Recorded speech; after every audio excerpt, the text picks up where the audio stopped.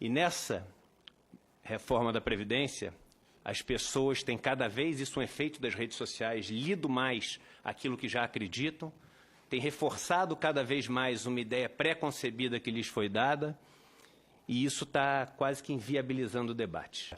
É bom começar de uma análise simples para as pessoas compreenderem o seguinte: o déficit acontece porque o Brasil não cresceu.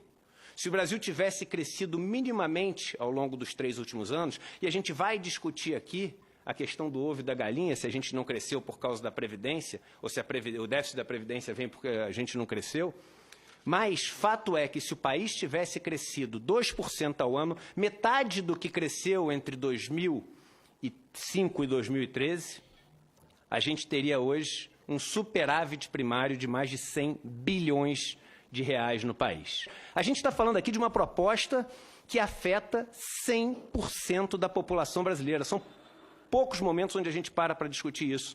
E como a gente pode estar com uma pressa tão grande de aprovar uma coisa que se você der um Google sobre déficit da Previdência, dê um Google, eu fiz isso na semana passada, você vai ver. Previdência tem déficit de 195 bilhões. Rombo da Previdência aumenta para 290 bilhões no mesmo ano. A farsa chamada déficit da Previdência. Déficit do INSS é de quase 200 bilhões. CPI confirma, não tem déficit na Previdência Social. A CPI que o senhor, com muita eficiência, presidiu. E o rombo da Previdência é uma mentira. Como podemos estar apressando uma questão onde a sociedade não sabe ao certo chegar nos números? Einstein dizia que a média é um perigo. Porque se você tiver com metade do seu corpo no forno e metade na geladeira, na média você está na temperatura ambiente, na prática você está morto. Ou seja, essas contas, olhando só a da urbana, ela é maior o que você arrecadou entre 2010 e 2015 do que o que você gastou com os trabalhadores urbanos. O trabalhador rural, ele foi incluído na Constituição de 88 para se fazer justiça social, porque passou décadas sendo aquele boia fria, safreiro, meeiro, que não tinha a menor condição de sobreviver. Logo, inicia-se com o estoque de pagamentos a se fazer sem nenhuma contribuição. É claro que é estruturalmente deficitário, mas a função dessa Previdência não é equilibrar as contas, é equilibrar uma injustiça social.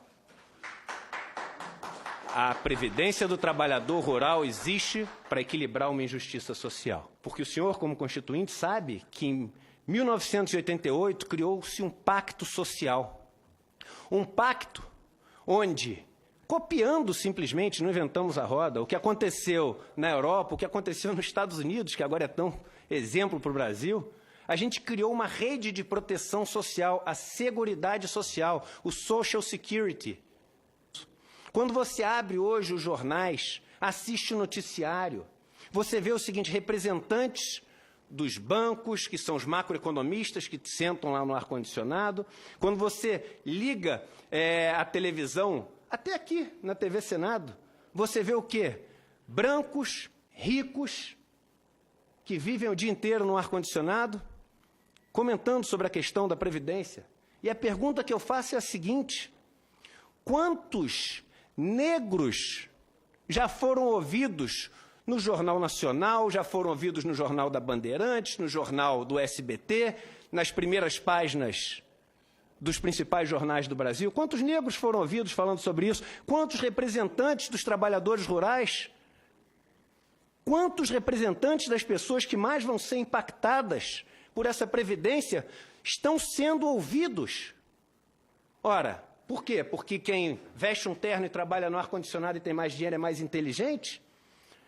Agora, se ter militares ajudou o governo a ser empático aos militares, ter negros no governo, ter mulheres no governo, mais do que somente 2, faz também o governo ser um governo empático a essas causas. Isso. E quando o ministro da Economia diz o seguinte: é 1 trilhão, senão eu estou fora, ele não leu a Constituição Federal. Porque ele não pode colocar o país numa questão que constitucionalmente exige o debate com todas as classes, ele não pode colocar um país contra a parede. Se a gente tivesse, hipoteticamente, isso aqui não é necessariamente uma sugestão, mas um fundo onde todo o superávit que a gente teve nessa conta que a gente fez na Constituição tivesse sido guardado e atualizado, quando a gente teve uma recessão no país, a gente ia olhar para esse fundo e ia ter mais de R$1 trilhão nesse fundo. E esse fundo amorteceria um movimento de crise, porque todos os países passam por crise. Só que não. Todas as vezes que o sistema de seguridade social teve um superávit, esse superávit foi gasto. Onde foi gasto a maior parte dele? Com juros da dívida. Ou para financiar outros regimes, como o regime próprio. E aí, no primeiro ano que tem déficit, a gente fala o seguinte, olha, vamos mudar todas as regras e cortar. Que país é esse que quando tem sobra, gasta, e quando tem falta, corta? E aí eu faço uma pergunta. Se é estruturalmente deficitária, por que criaram a DRU, a DRU, que é o mecanismo de desvinculação de receitas da União, que hoje tira até 30% das contribuições sociais, as não previdenciárias? Como é que você cria uma coisa que desvincula receitas de uma coisa que dá prejuízo? É claro que sempre deu superávit. E é onde estão aqueles privilégios que os jornais adoram falar, do sujeito que se aposentou com 30 mil, 40 mil. E aí um ponto interessante, essa injustiça já foi corrigida em 2013, porque desde 2013 o servidor público não pode se aposentar com valor acima do teto, aquele que entrou no sistema depois de 2013. Estão colocando a população com ódio do servidor público. E é muito paradoxal ter um governo que fala que tem que ser patriota, nós temos no Brasil que ser patriota, nós temos que no Brasil cantar o hino todos os dias, mas temos que odiar aqueles que representam a nação, porque nação é o grupo, o Estado é a pessoa jurídica que representa esse grupo. Como é que a gente vai ter ódio daqueles que nos representam? Isso é um gráfico, senador Paulo Paim, do World Inequality Report, a maior instituição do mundo, com dezenas de milhares de funcionários e colaboradores no mundo inteiro que estuda desigualdade. E desde 2005, ali mais ou menos, o Brasil passou a ser o país do mundo que mais concentra renda no 1% mais rico. Nós somos, segundo o estudo da OCDE, de todos os países estudados, o segundo país que cobra maior alíquota de produtos e serviços do mundo. E esses são os impostos que impactam os pobres. Por quê? Porque tudo que o pobre ganha, ele gasta. Tudo que o pobre ganha, vira bens e serviços. Aí já uma informação muito útil para todo mundo. Todo o dinheiro da Previdência Social que é pago no RGPS ninguém ganha mais do que o teto lá de 5 mil e poucos reais, ninguém ganha mais. Todo esse dinheiro, imediatamente depois que é ganho, ele é gasto. Metade desse dinheiro, portanto, volta automaticamente para o governo como impostos. Se você somar o que volta para o governo como impostos daquilo que é pago pelo RGPS, imediatamente ele também vira superavitário em qualquer situação e muito superavitário.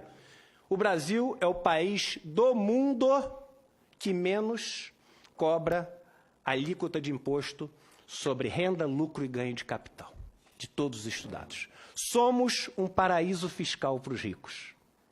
Essa é a verdade. A maior parte da renda dos ricos é recebida via dividendos. E os dividendos são isentos. Só nós e a Estônia não tributamos dividendos no mundo. Somando os dois, o que se paga dentro e fora da empresa, no Brasil a gente paga menos de 30%, porque a gente tem a figura do juro sobre capital próprio também, que é mais uma moleza que o empresário tem no país. E a gente quer ser igual aos Estados Unidos. Os Estados Unidos, somando os dois, o empresário paga 57%. A gente quer ser igual à França. Na França, somando os dois, o empresário paga 64%. A gente quer ser igual à Austrália. Na Austrália, somando os dois, o australiano paga 49%. E aí, eu sempre falo, porque o rico no Brasil tem mania de falar o seguinte, olha, eu até pagaria mais imposto se tivesse, pelo menos no país, educação de qualidade, saúde de qualidade, boas estradas. Aí eu falo assim, meu amigo, o dinheiro que você tem foi um dinheiro acumulado em cima dessa estrutura aqui de juros. E você tem dinheiro hoje para comprar um bom carro, para ter um bom plano de saúde, para botar seus filhos numa escola particular boa. Então, o seu imposto volta como educação, volta como saúde, volta como transporte. O imposto que não volta é o imposto do pobre. E o que a gente gera com isso? Uma sociedade onde não tem meritocracia. Esse é um estudo da OCDE que mostra o seguinte: se você nasce nos 10% mais pobres do Brasil, quantas gerações demora até um descendente chegar na renda média do país? O Brasil é o vice-campeão mundial. Demoram 9 gerações, 225 anos até alguém nascer. Ou seja, no Brasil, se você nasceu pobre, você vai ser pobre. Senador, não sei se o senhor sabe, mas em quase 4.000 municípios do Brasil, a receita dos benefícios da Previdência, só do RGPS, são maiores do que o Fundo de Participação dos Municípios, o FPM. Se eles pararem de ter isso, esses municípios quebram. O grupo que tem o BPC vive a mais com qualidade, expectativa de anos de vida saudáveis. Os homens vivem 1 ano a mais, as mulheres 4 anos a mais. Logo, cortar o BPC significa, essa é a matemática, cortar esses anos a mais. E cortar anos de vida significa o quê, senador Paulo Paim? Significa matar, não tem outra palavra. Quem aceita essa reforma da Previdência do jeito que veio, tratando as pessoas que vivem na miséria, porque só alguém que vive na miséria pode receber o BPC, tratando alguém que não tem a capacidade física de exercer mais nenhuma função, que são as pessoas deficientes que recebem o benefício do BPC. Quem trata isso como número e aprova, sem nenhum comentário, essa reforma da Previdência, tem as mãos sujas de sangue, não tem outra palavra para falar. Está matando brasileiros. Portanto, eu e o estudo, eu tenho aqui o estudo, não vou ler o último parágrafo, porque sei que já passei do meu tempo. O estudo é muito claro e eu posso afirmar com toda certeza: a reforma da Previdência proposta pelo novo governo é racista. Só existe um país que cresceu muito mais que o Chile ao longo dos últimos 10 anos na América Latina. O senhor sabe qual foi? Foi a Bolívia. Você sabe o que a Bolívia fez em 2010? Ela aprovou uma lei reestatizando a Previdência Social que tinha sido privatizada, fazendo a idade mínima cair de 65 anos para 58 anos, fazendo com que as mulheres tivessem o direito de se aposentar 1 ano a menos para cada filho que tivessem, limitado a 3 filhos, fazendo com que os operários das minas pudessem diminuir a idade mínima de aposentadoria em 1 ano para cada 2 anos trabalhados. E sabe o que aconteceu com a Bolívia durante esse tempo? Que caos, né? Quebrou. Se fez isso, que é o contrário do que a gente está fazendo, quebrou. Pois bem, se nos últimos 10 anos o Chile cresceu 34% o seu PIB, a Bolívia cresceu 62% o seu PIB, foi o país que mais cresceu na América Latina, distribuindo riqueza. A lógica é, e esse exemplo que eu dei da Bolívia mostra isso, a lógica é, um país com tecido social frágil precisa de uma proteção social forte. Quando, hoje em dia, um banco vai quebrar, ele recorre a quem? Ao Estado. E aí ele tem um PROER, e não acontece no Brasil só. Nos Estados Unidos, quando os bancos quebraram, recorreram também ao Estado. Quando um empresário tem dívidas enormes, ele recorre a quem? Ao Estado, com o refinanciamento das suas dívidas através do refis. O rico vai sempre continuar podendo recorrer ao Estado. É o famoso capitalismo dos ganhos e socialismo das perdas. Eu acho, senador, que acabou o tempo em que a gente se orgulha de ter um país onde as 2 pessoas mais ricas, um é banqueiro, o outro produz cerveja. Um país desse não valoriza a criação de riqueza, porque nenhum nem outro produzem riqueza para o país para ser dividida. A solução desse país, Frei Davi, ela é muito simples. Ela envolve dar riqueza para que as pessoas tenham o mínimo para também produzir riqueza. Ela envolve quebrar a relação de dependência que o pobre tem, de só poder gerar riqueza quando alguém o permite, porque o dinheiro que ele pega emprestado custa 400%, 300% ao ano, e é impossível gerar mais riqueza do que isso, para você poder pegar esse dinheiro com o propósito de gerar riqueza. Já que tem se falado tanto em Deus, em homenagem ao Frei Davi, uma passagem do Novo Testamento de Mateus, onde no capítulo 6, Jesus diz o seguinte, Frei Davi: é impossível servir a dois senhores, porque se você servir a dois senhores, você amará um e odiará o outro. Você vai se dedicar a um e desprezar o outro. Vocês não podem, e quando eu digo vocês, é a Bíblia que diz, servir a Deus e ao dinheiro. E eu acredito, senador, que todos nascem iguais. Ninguém nasce um grande homem. Ninguém. São as escolhas que algumas poucas pessoas têm o direito de fazer na vida, que são tão difíceis, que dão a chance a essas pessoas de se tornarem ou não grandes homens. E os senhores senadores da República estão hoje diante de uma dessas grandes escolhas: servir ao dinheiro e ao capital financeiro, ou servir a Deus que está representado no nosso povo, dizendo não a essa reforma da Previdência como ela foi proposta pelo governo.